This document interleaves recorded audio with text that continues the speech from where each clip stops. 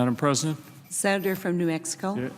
Madam President, if I could ask unanimous consent to engage in a colloquy with my friend from the senator from Oregon. Without objection. Thank you, Madam President. And once again, let me just say at the beginning here, it's a real pleasure to see my old Attorney General colleague, now the Senator from North Dakota, Heidi Heitkamp, in the chair, presiding over the Senate, and also to see the Senator from Maine, Angus King, here. The new senators, and I think Senator Merkley would agree with this, the new senators bring an energy to this that we don't necessarily have. And we're 4 years from our last campaign. We ran in 2008. And I just love hearing their stories and what they've heard and how they've visited with people in town hall meetings. And the American people get this, Senator Merkley. I don't think there's any doubt. They really, really get this. I know you've done a number of town halls on this issue. I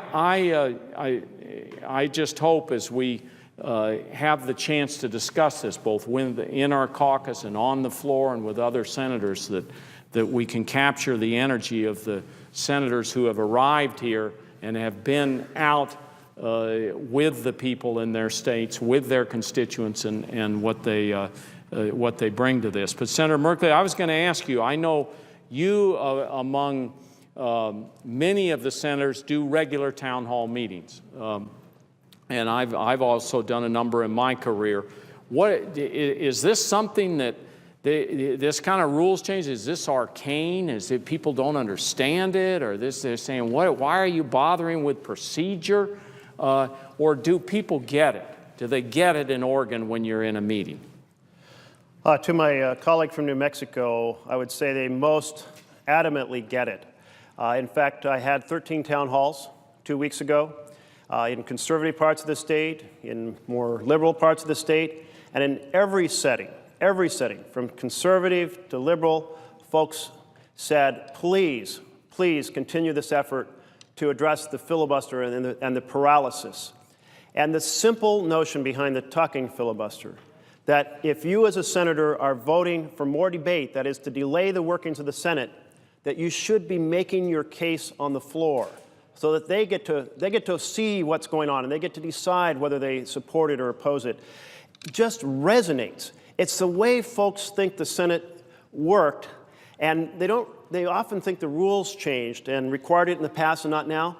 And it's a chance I have to explain to them that really the social contract has changed, that when people objected to the Senate proceeding with its business in the past, they wanted to make their views known on the Senate floor. They wanted to take responsibility because they realized it was a very high privilege to be able to delay the Senate, and that they had a responsibility to do so only for deep principle or large issues and to make their case known. So I see overwhelming support. I feel like the American people are so far ahead maybe of our own chamber in understanding how broken we are and how much it needs to be fixed.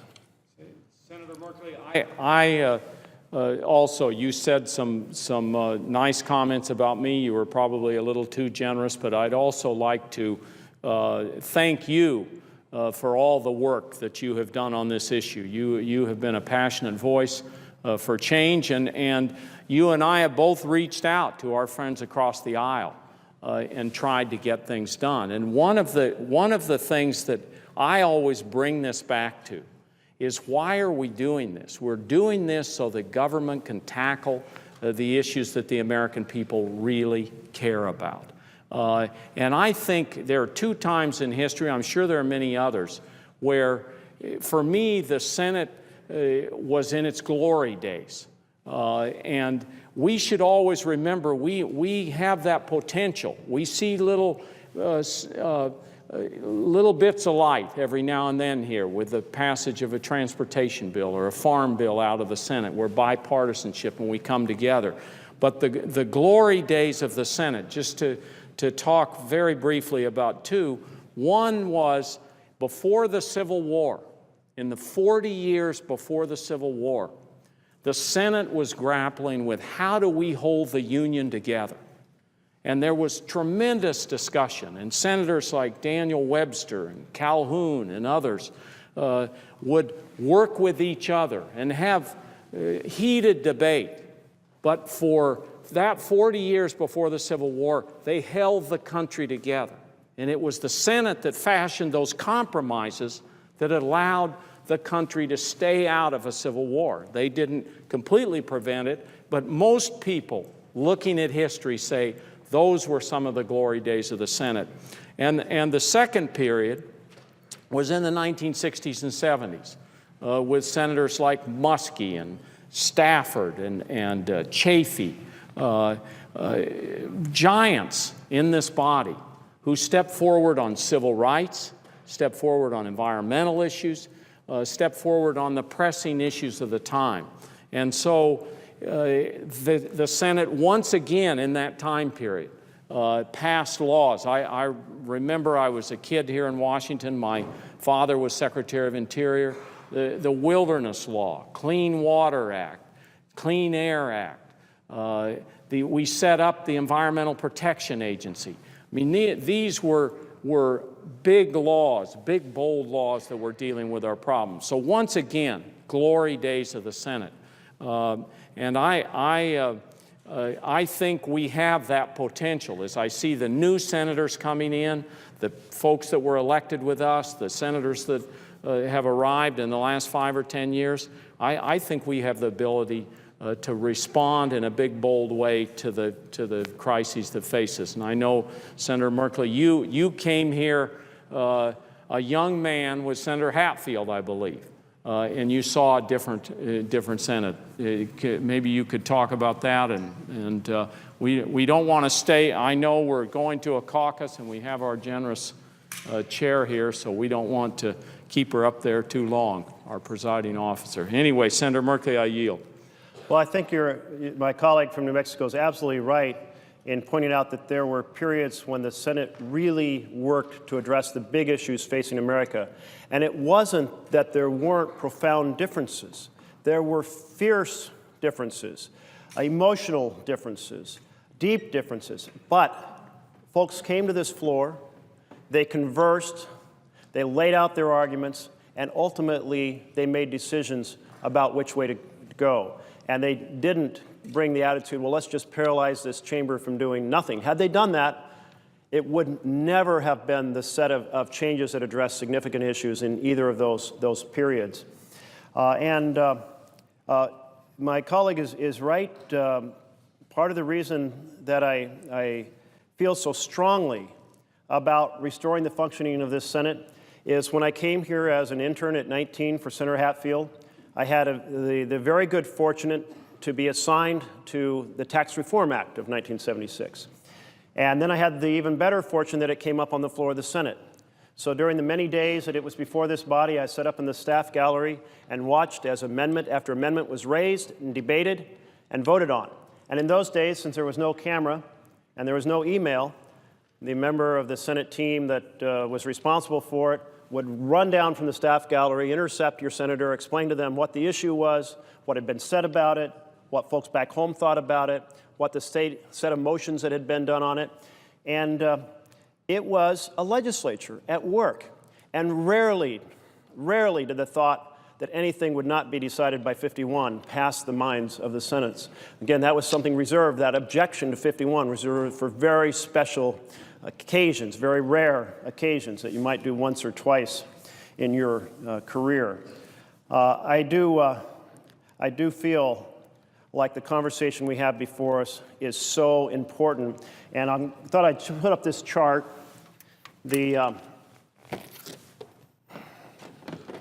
This just dramatizes, my colleague can see it, but it's a picture of Lyndon B. Johnson showing his one filibuster in 6 years, one time that he needed to get a cloture petition to try to shut down debate. Otherwise, there was a courtesy, and people said what they had to say and then stood aside and took votes.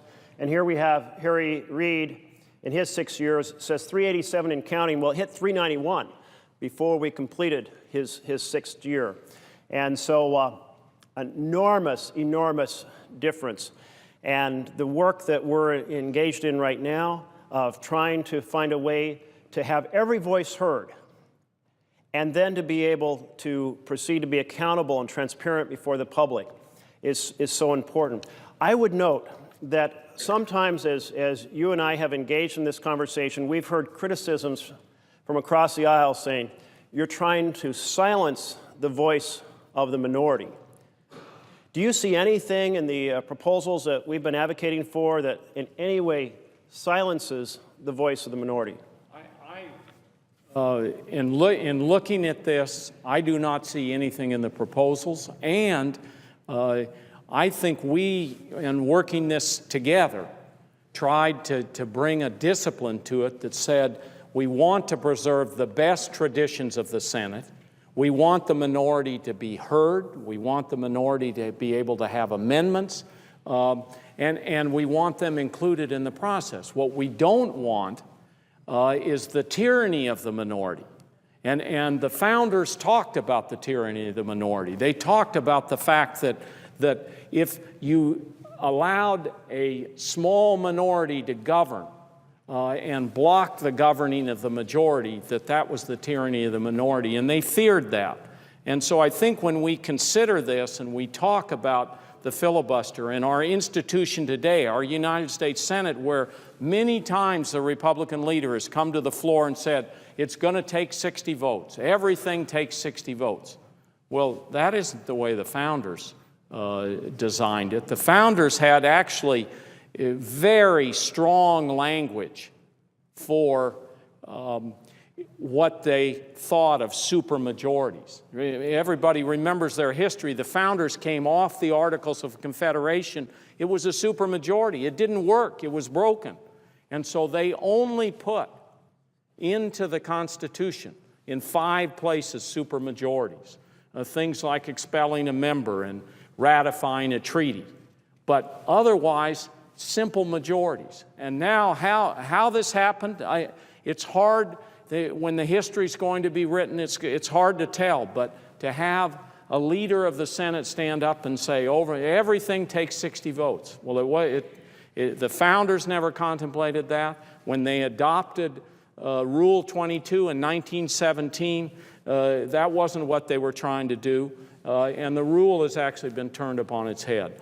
So with that, since I initiated the colloquy, I'm going to yield the floor at this point.